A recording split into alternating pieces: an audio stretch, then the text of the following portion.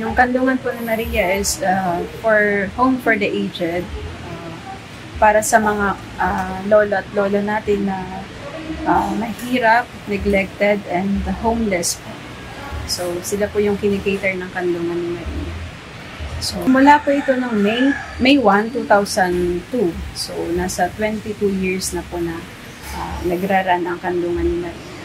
Ang Kandungan po ni Maria is nagpo-provide din po ng uling hantungan nila para sa kanila. So, sa diocese po yun ng Antipolo. Sa ngayon po, meron tayong 11 na mga lolos and 12 na lolas. So, last week lang, may isang lola na namaalam. So, pero yung lahat po na kinikater ng Kandungan ni Maria is hanggang 25 lang po yung maximum. Masaya po kami na nabibisita yung ating mga lolas and lolos dito sa Home for the Aged, no? Mas maganda sa pamamagitan ng social media, no? Maging bukas yung kaisipan ng mga kababayan natin, mga bata, matanda na nakakapanood, no? Ng kalagayan ng ating mga lolas and lolos dito sa Kandungan ni Maria. Katulad po nung binanggit ko sa inyo kanina, no? Na nakakatuwa na meron na tayong batas para sa mga ating matatanda, no? Yung anti-elder abuse, mga ganun po. Mga batas para sa protection para sa ating mga matatanda. So, maganda yun. Mayroon ng protection para sa kanila.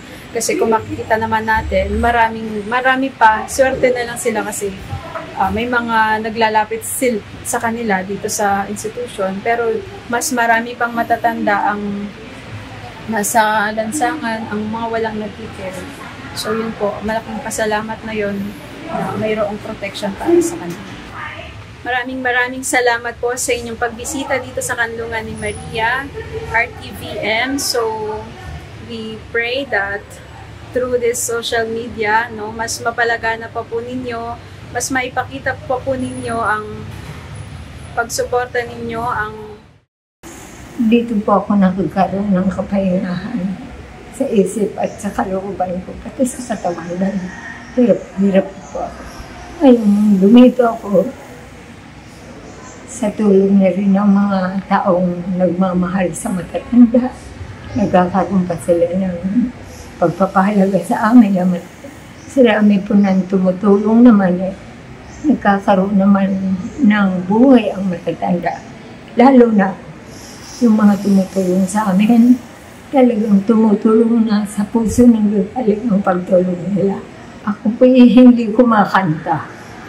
Pero nung nandito po ako natutong kumanta. That's why, yung mga taong aming bisita, kayo po medyo nasisihan din naman. Nakakapigod. Masaya.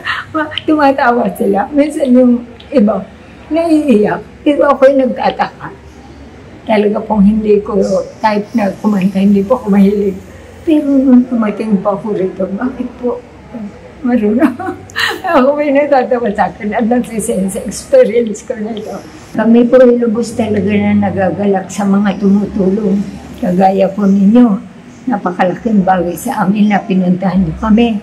At karamay kayo sa pagtulong sa amin.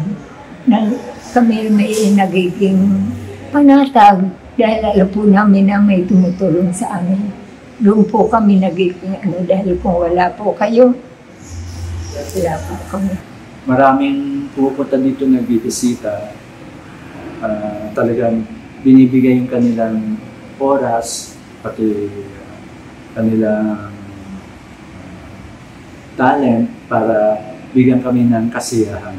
Siyempre kami, senior citizen, meron kami discount, mga ganyan, may priority sa labas. Pero dito sa Kandungan ni Maria, dito nga, ang naman ko lang kasi yung mga nakaraang stay ko dito, yun nga, meron kaming mga health na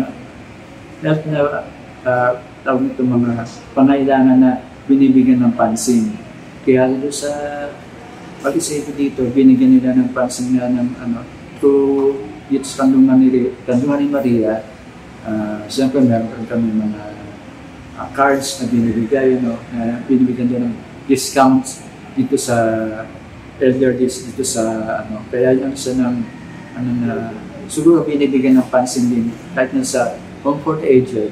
Ang government pinapansin kasi pa rin kami through yung mga sa PhilHealth, sa mga iba pa mga government na binibigay sa mga elderlies. Mga kapwa ko elders, no, una sana siguro sana huwag kayong masyadong maano sa inyong pagkain, pagkain kasi tayo mga senior citizen na masyado na tayong tapuin ng sakit. Yun. In short nga, alagaan natin ang ating sarili.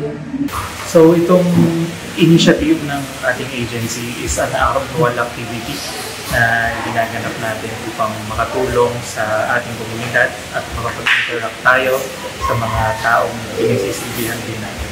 So this year, ang initiative natin is for those senior citizens na kinakailangan ng tulong, kahit anumang kagamitan or pangangailangan. Ito nga sa pamamagitan ng pagpunta sa Kanlungan Maria.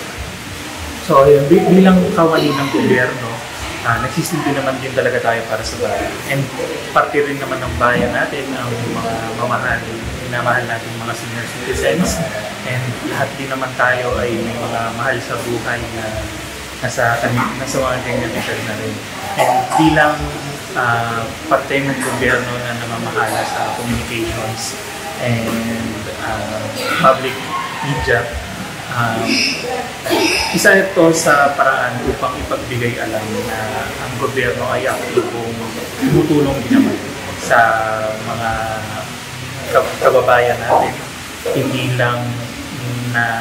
Hindi lang nasasakop ng ating trabaho ang pagbibigay ng packages within the government, kundi para din naman sa mga kababayan natin na ano man ang edad, ano man ang kanilang kaganapan ay nabibigyan din natin ng kahalagahan through media and information.